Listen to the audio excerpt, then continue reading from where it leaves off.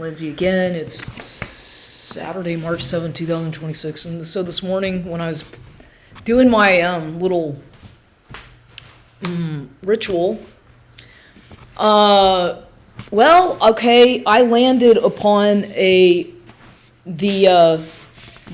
Bible verse that spontaneously got picked randomly with my special method. I'm gonna get my glasses here because print's really tiny. But anyway, yeah, I thought this was pretty interesting because some strange stuff happened. Some really weird stuff happened this morning when I was doing my rituals and my exercises, and so the Bible verse that was chosen this morning is Ezekiel 40:33, the tables of sacrifices. Okay, this is from the St. James Holy Bible, St. James Version, I guess. KJV. I guess it's a St. James version of the Bible. I've not owned a Bible myself in a long time. The last Bible that I did own was I think it was a St. James version that was gifted to me by somebody, and I talked about what happened to that thing. It got destroyed. When I lived at Canton Street, that Bible was destroyed. I found it burned in the backyard, thrown in the dumpster. Somebody had come into that house and tore up the Bible, tore out the pages, and burned it in the backyard and put it in the dumpster. That was around 2017 or 16, whenever I was living on Canton Street here in San Antonio, because I was constantly being they were breaking into that house all the time, as well as a lot of supernatural, spiritual, demonic activity going on in that house based on the fact that the house itself was haunted. So the Bible that I had, that somebody had given me, this person I knew, this man, a friend, or was an acquaintance, a friend of mine, it was a St. James version, I remember. But anyway, so this Bible verse, yeah, it's just, I don't know how. I don't know the Bible. I have never read the Bible. Really, I don't know much about it. I'm learning as an adult. I'm learning about the Bible now. I honestly have to admit that I don't know the Bible well at all. I never really paid attention to it growing up. Even though I went to church on Sundays. And not every Sunday, but I did participate in going to church, Episcopal church for is sometimes Baptist church as well, but for holidays, for Christmas, for Easter, things like that, And I did go to schools that were a few of the schools I attended were religious, Episcopalian. But like I said, I didn't own a Bible when I was a kid or a teenager. I would look at them at the church or at the required, we'd have to go. I remember in the private schools at St. Francis as well as Episcopal, some of the private schools I went to, we had to go to chapel every Friday. It was as a requirement. In all the years that I spent in summer camp, at these religious camps like Heart of the Hills, Camp Mystic, Camp Canacomo in Missouri. So, but once again, like I said, I didn't pay attention and I wasn't interested. I couldn't focus on the Bible stuff. I just lost interest easily. You know what I mean? I don't know. I was a young girl and I just couldn't really get into that. For whatever reason, I did not know any Bible verses. I didn't know. Nothing. I don't, and I still don't. I don't know any Bible verses. Have heard of a few that people talk about. Some of the popular ones, stuff from but honest to God, I can't sit there and spout out Bible verses. I don't know shit about the Bible, and I admit it. I'm learning about the Bible. I'm learning about religious things because it interests me now that I'm older. about how things kind of come into play and how the world works could have something to do with that. I don't know, but nonetheless, I'm interested. Let's just say I have an interest in learning more about religion and things that have based on biblical times. So it's an interest of mine. So I'm trying to learn it and doing my own methods of tying that in with other things that I'm learning as well, or that I have an interest in. It's like a sort of a journey of my own, like an educational journey, spiritual path that I'm taking, that I'm educating myself about by trying to enlighten myself and educate myself bit by bit in my own kind of method. But anyway, so that verse was what I stumbled upon this morning. So I was like, I don't know anything about this. This is interesting. Ezekiel, I've heard of that. Don't know much about it, but I do know that. What I do know, one thing I know is that this is silly, but there's a bread that's called Ezekiel bread that my mother used to buy a lot, and that my grandmother Mimi, before she passed away, was always eating that Ezekiel brand bread that they sell at the grocery store in the frozen department, I guess, or the cold. They sell it in but it's in the area where it's kept cold because it's sprouted bread. It's something about it, it just so happens that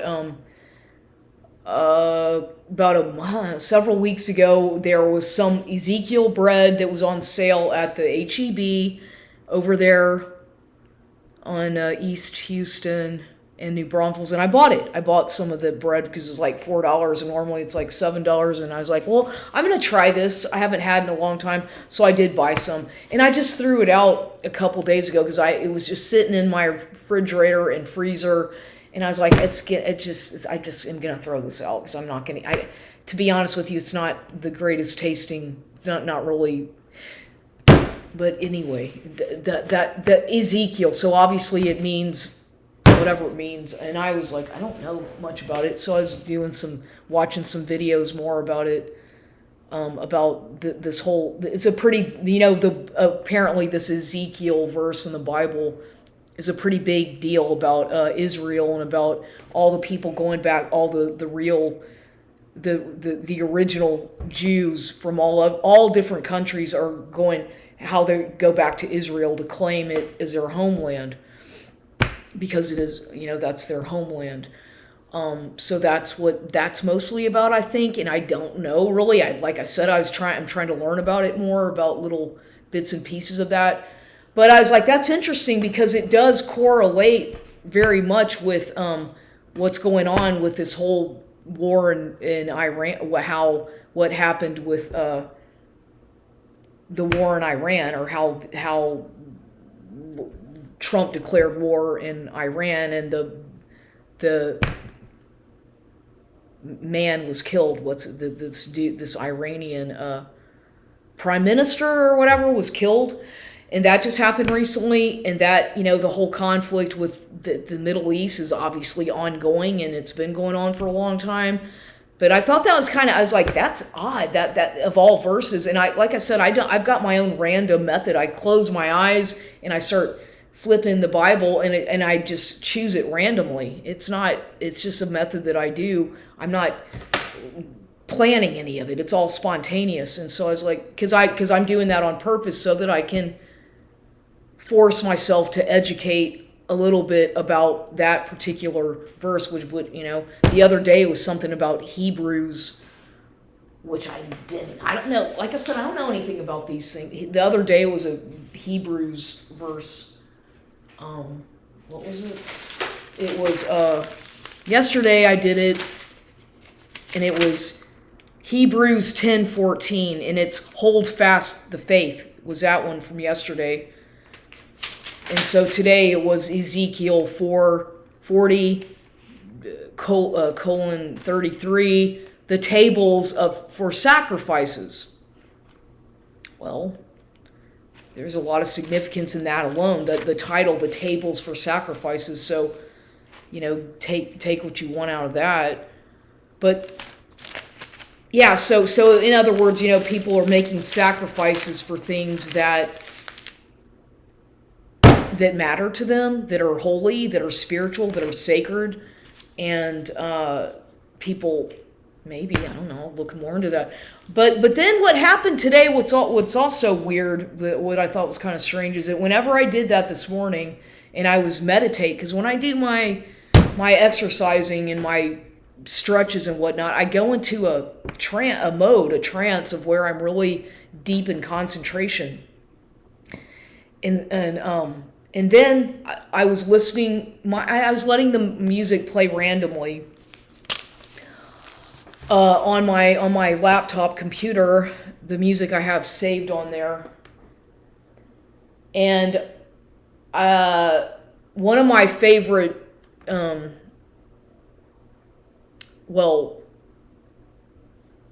not songs, but the whole compilation started playing.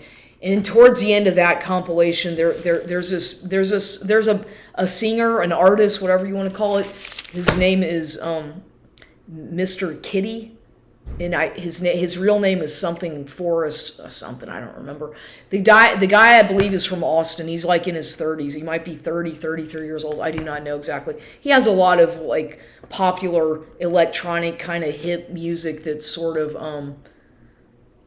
popular with maybe the indie crowd or the people who are into that kind of thing, which I, for whatever reason, at my age, it reminds me of music that I listened to a lot as a teenager or a kid, and in my younger adult years, and going to the discotheque at Numbers in Houston, and it just kind of resonates with me. I like the beat, the sound of the music, and I like it a lot, and it energizes me, and I like that kind of music a lot, and I always have liked that kind of music. But nonetheless, a song on that compilation came on, Mr. Kitty, and it has lyrics about mother something cancer, mother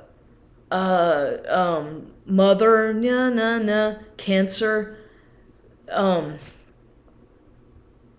that whatever. So that I don't know the name of that one, but it's something about mother and cancer. Da da da.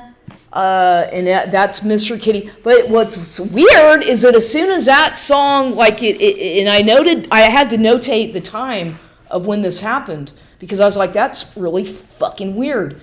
And this was this morning at approximately 10:04 a.m. This happened.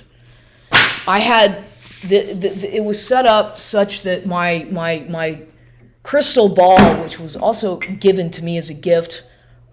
This is from Austria. It's an antique from Austria, given to me as a gift from an old ex-boyfriend from a long time ago. But nonetheless, the crystal ball, it was set up like that, right here, like that, is how I have it. And this book, Trusting God and Fear Nothing, about Louis Armistead, who is my relative on my dad's side. His my grandfather's mother is related to Louis Armistead or whatever. So anyway, that what happened, and then I've got this old photo of my father, my alleged father, Ben Armistead Baldwin Jr., right there by the book, and this skull.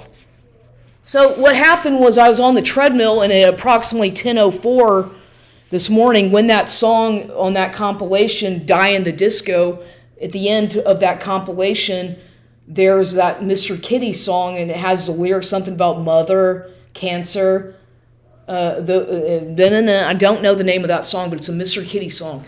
And then the thing just fell really hard, that crystal ball fell over, and then the skull fell over to its side, and the book fell over. And it's like, how did that happen? Because I was thinking, that's really weird. I was not making a bunch of pounding on the treadmill or anything, and it's not like, it's pretty steady. I don't think that I really don't know. I'm thinking, did something about the treadmill shake the floor and made that fall? But it's not, I don't really, and I was thinking, I was looking at the floor and I started pounding really hard on the treadmill. I was like, no, I don't think that's how that happened. I don't think that it had anything to do with the treadmill and the floor having an impact, even though it's not that far in proximity to the treadmill to where this whole altar thing is. And a lot of bizarre things over the years have happened on this piece of furniture here. This is a very antique Italian piece of furniture, and I believe that it's cursed or haunted or blessed or all of the above. And a lot of things would happen in Canton Street pertaining to this piece of furniture. I have a lot of memorabilia in here, photographs of deceased relatives and other important little things. And I'm thinking, that's weird that happened. I don't know. Like I said, it could have just happened because it has something to do with the treadmill and the floor. But like I said, I was like, I kept looking around, and I was like, and then I kept testing it on and I didn't see any. I don't see anything. I don't really see how that could have happened. If that's the case, I don't see how. So I'm like, how did that was just really bizarre. I thought that was like a sign or something, maybe some sort of a sign from, I don't know, but that's just the way my mind works, because I have had so many supernatural type things happen to me throughout my life in the houses that I've lived in, things that happen. I feel like there's always some kind of a connection or something, it's just bizarre. And I do feel like I'm being watched in this house by spirits, by my own relatives deceased, because all the people, they're all passed, all my relatives, they've all passed away. But I sometimes feel that they're looking out for me in a way, or watching over me. And especially lately, because I've been going through some things, and I have been doing a lot of like praying and meditating and things of that nature. And so I'm just thinking, that's pretty odd. That was weird. And then this Bible stuff, and then I started watching some YouTube videos about that particular Bible verse, this Ezekiel, which is interesting, and I'm learning more about that, but I don't